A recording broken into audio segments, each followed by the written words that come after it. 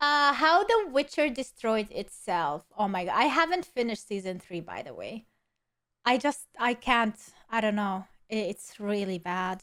Truly in life, you reap what you sow. And in this case, the I love his voice. producers of Netflix's The Witcher have been reaping nothing but bad news for almost a year now. First came the disastrous news that Henry Cavill, by far the most popular element of the show, had decided to part ways with them over creative differences. Then the embarrassing failure of showrunner Lauren Hisrich's dream project, Witcher Blood Origins, which basically united the entire fan base in absolute mockery. Then there were the cratering ratings for season 3, which came and went with all the impact of a left hook from Warwick Davis. And finally, it all culminated in the recent news that the entire show has now been put on hold indefinitely due to the strikes in Hollywood and might never return at all. Oh no! Anyway, last week... Now, I have to admit, my first thought when hearing this news was...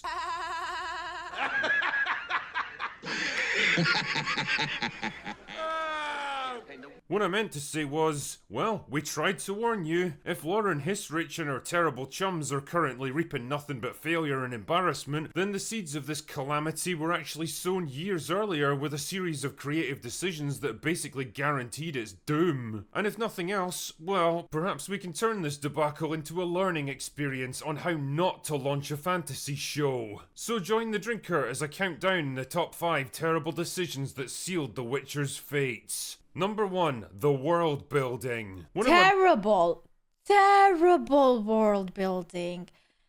I have no idea what's going on. I completely am lost and I don't care about anything or anyone except The Witcher.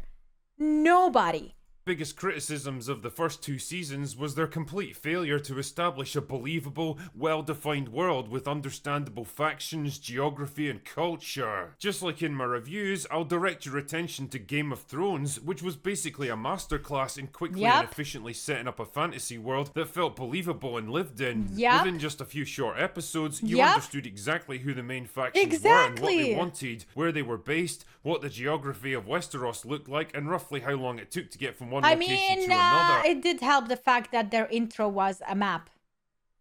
Like, let's be honest, that did help with and most importantly, it stayed consistent. Well, at least until the final couple of seasons when everyone unlocked and let's not talk about season 8. In the world of The Witcher, though, everything true. Like, it takes them 3-4 seasons to reach a place, and then in the last season, bam, bam, bam, bam, bam, they're all there. Like, what? What are you doing? Feels like it's been thrown together higgledy-piggledy into generic fantasy land with no definable geography, architecture, or climate. It makes no attempt to explain where cities and nation-states sit in relation to each other, or even what the overall layout of the world actually is. If a character has to get from Vizima to Novigrad, I don't know if that's going to take a day or a month because the show doesn't seem to know either. The fact that season 1 decided to tell its whole story non-chronologically, bouncing backwards and forwards by decades to tell and retell important events from different perspectives only compounded the problem. And when your audience starts to lose track of what's actually happening, where and why, it's pretty difficult to keep them invested in your show. And the thing is, some of these problems of geography and culture could have been mitigated if it wasn't for... Number 2, the casting. The casting director for The Witcher, Sophia Holland, recently spoke about her thought process for casting shows like this. Quote, I mean, the main characters are kind of fine casted. They're nothing like super extra. Yeah, fine.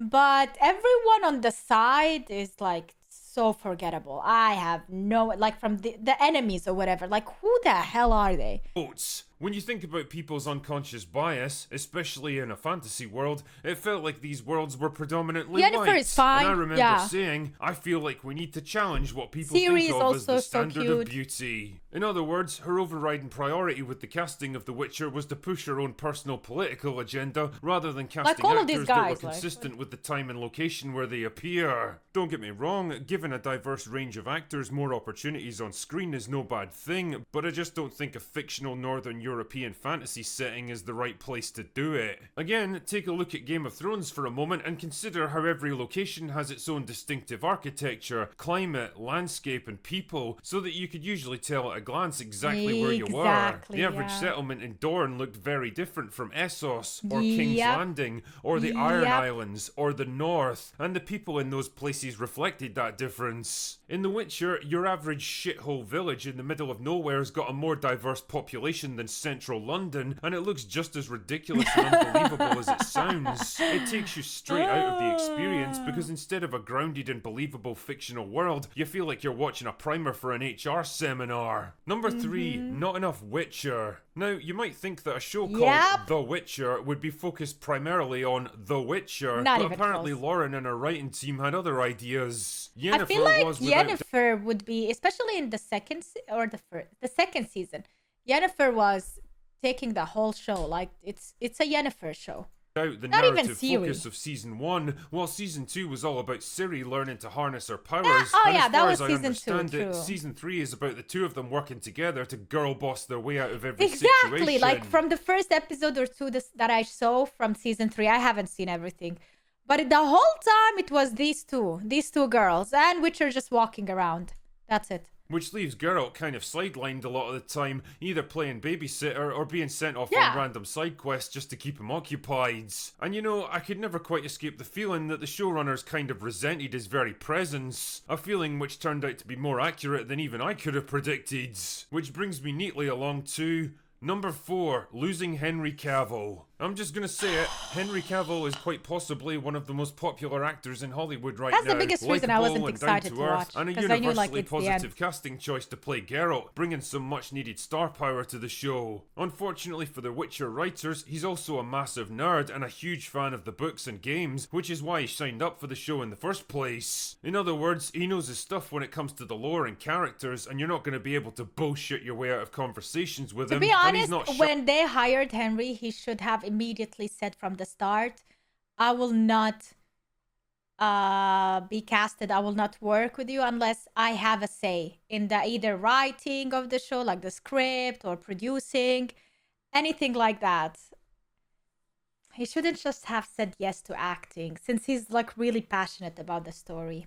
shy about speaking up about it. I mean, damn man, he already did his best to warn us about what was coming. With Yeah, the I did. shift of the showrunner's vision, where it's an ensemble cast more so than a singular lead, and the perspectives is shifted to be almost more of a Cirilla Yennefer perspective. And so Yep. it's about finding my character's place within that vision and making sure that I do everything I can to be as faithful to the source material as possible within the structure set out for me. No, In other you words, can't. I've basically become a side character Yep, in my own show, my but own I'm going to show, do yeah. my best to try and make it work somehow. Naturally, this kind of free-thinking attitude didn't go down well with Lauren and her team, who made no effort to hide their absolute disdain for the source material, according to former Witcher writer Beau DeMayo. The obvious result was that Henry and the writers began to butt heads over the show's creative direction, and fair play to the guy for managing to hang in there for 3 seasons and somehow stay professional, because I sure as shit wouldn't have. Me but in the neither. end, it all became He's such too a much, and in professional. October of last year, Henry announced that he was leaving the show after the 3rd season. Literally the only big star on the roster, the only man fighting to maintain some semblance of accuracy to the source material, and the only reason that most fans had to keep watching, had been pushed out the door by a group of narcissistic, self-absorbed morons high on the smell of their own farts. And honestly, I don't blame him for bailing out of a sinking ship, especially considering what was on the horizon. Number 5,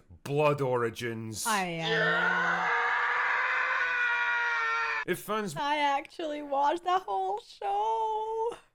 I don't know how I did it, but I did. were divided over the merits of The Witcher, I then just one thing they pulled could through. absolutely agree on was that Blood Origins was a steaming pile of monkey shit that never should have seen the light of day. Honestly, this fucking amateur hour disaster did so much damage to the Witcher brand, brand. absolutely tarnishing what was left of its reputation. So much and what's time interesting is wasted. that it's actually a pretty good insight into what the Witcher writers are capable of when they don't have all that pesky lore and source material holding back their creativity. did it! Is that the word I'm looking for? Make no mistake, Blood Origins is very much the Witcher story they always wanted to tell. A story where diversity and inclusion, female empowerment, and LGBT representation were the overriding priorities, my and telling an actual God. good story that complemented the source material was a distant afterthought. Face The upshot of palm all this after bullshit face is where we palm. find ourselves right now, with a season 3 that almost nobody bothered to watch, a star that's now checked out of the production, a failed prequel series, and a massive question mark over the very future of the show. And you know what? I've got absolutely no sympathy for them, because the only people they have to blame for this are themselves. You guys had an open goal on this one and you absolutely fumbled it. You fumbled it because you didn't respect the source material. gotta go the and thing that fumble got you it, this huh? show in the first place. You didn't Had respect to the do main it. star, who could have been your biggest ally but ended up becoming your biggest detractor because you refused to listen to him. And you didn't respect the fans, the people you needed to win over, and instead chose to mock and belittle them. And why did you do all of these things? Sheer fucking hubris. You thought you knew better than everyone else around you. You thought you could swagger into this IP that people have cherished for decades and reshape it in your own image. And when you got pushback on it, you threw a hissy fit and lashed out at the very people that were trying to help you. Well, if life has taught me anything, it's that you get what you fucking deserve. And you guys deserve to see this show fail. And I, for one, certainly won't be actually. shedding any tears for you. Yeah, me too. Anyway, that's all I've got for today. Yeah, shit shows need to Go start away failing, now. honestly. The only problem is that I don't think it's gonna fail, but it's not gonna be like really that cool because we don't have a lot of fantasy Called- shows. It's like after Game of Thrones, then The Ring of Power. Now we have The Witcher. Like, people who love fantasy will still watch it even if it's mediocre. The reason I watched Blood Origin, because there was like a dry season, I had nothing for fantasy, and I just love fantasy and science fiction. So I just put it on Netflix and I watched it, okay? Do I regret it though? I do, but at the same time, like, what else am I gonna watch? So yeah. One show I haven't seen yet is Andor. Even though I love Star Wars, I haven't seen Andor. And now I fell in love with anime so much that almost all the time I'm watching anime.